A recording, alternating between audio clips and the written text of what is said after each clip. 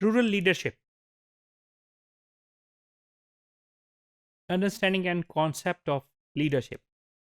Basically, leadership is the art of motivating a group of people to act toward achieving a common goal. Combination of personality and leadership skills to make other wants to follow their directions.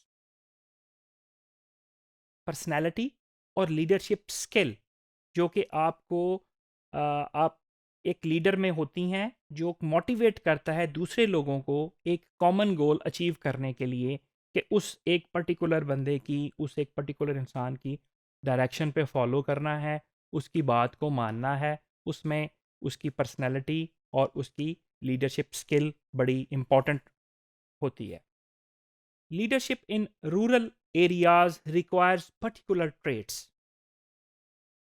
उसमें ख़ास किस्म की trades की ज़रूरत होती है rural area की leadership के लिए। It is an interesting social phenomena.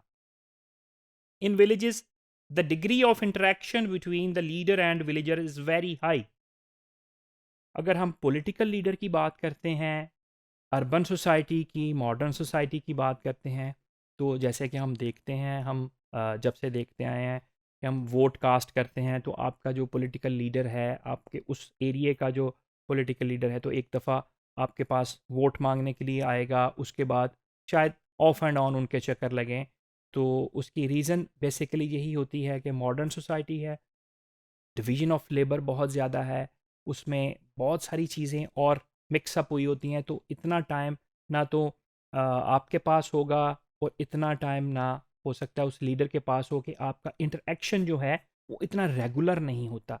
जबकि रूरल कम्युनिटी में, रूरल सोसाइटी में लीडरशिप का और विलेजर्स का, रूरल कम्युनिटी का आपस में इंटरेक्शन का लेवल बहुत हाई होता है। उसकी ये भी रीज़न होती है कि वो जो आपकी रूरल कम्युनिटी की लीडरशिप है, रूरल कम्युनिटी का लीडर है, वो वहीं उसी पर्टिकुलर सोसाइटी में उसी कम्युनिटी का रेजिडेंट होता है। उसने रोज़ आपको मिलना होता है।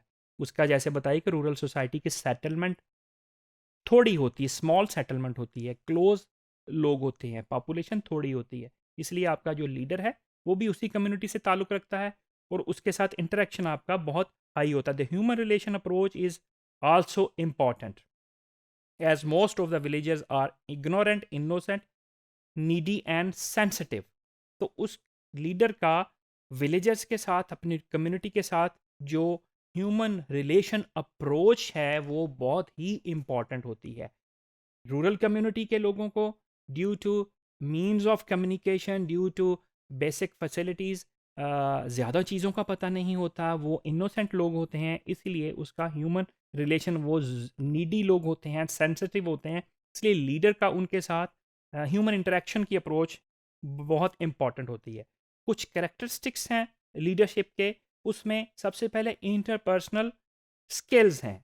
The ability to interact with other people in positive way, कि उस लीडर में, उस लीडरशिप में लोगों के साथ इंटरेक्ट करने की एबिलिटी बड़ा मेजर काज करती है। अगर उस लीडर को में इंटरेक्ट करने की एबिलिटी ही नहीं है, तो वो उस कम्युनिटी को मोटिवेट कैसे कर सकता है, उस कम्युनिटी को अपनी बात पे एक कॉमन गोल अचीव करने के लिए अपने साथ लेके कैसे चल सकता है।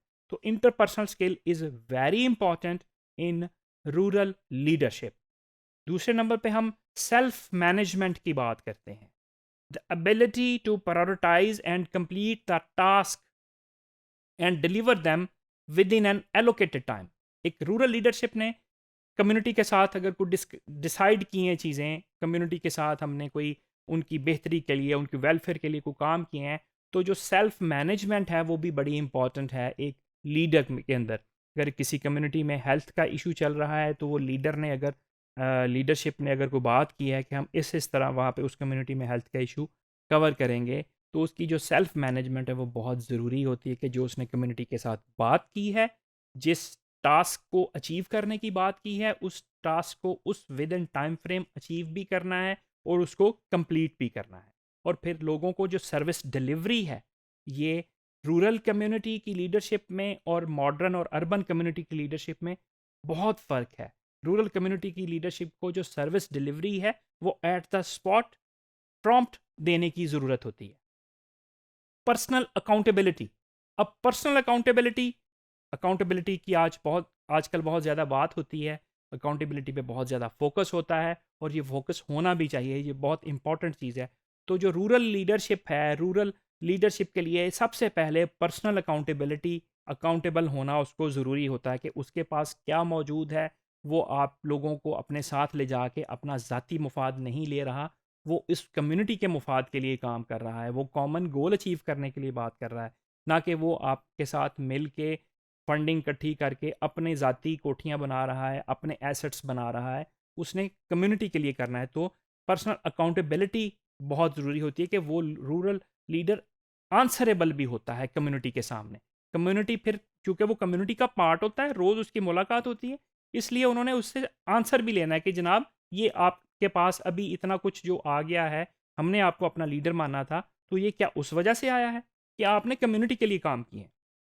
Influencing other, the ability to personally affect other actions, उसकी कैरेक्टरिस्टिक्स में दूसरे लोगों को इन्फ्लुएंस करना भी बड़ा मेजर है। कि अगर एक बंदे में किसी को इन्फ्लुएंस करने का एक्ट नहीं आता, उसकी स्किल नहीं है किसी जगह किसी दूसरे लोगों को इन्फ्लुएंस कर सके, तो उसका भी लीडरशिप के मामला ठीक नहीं हो सकते।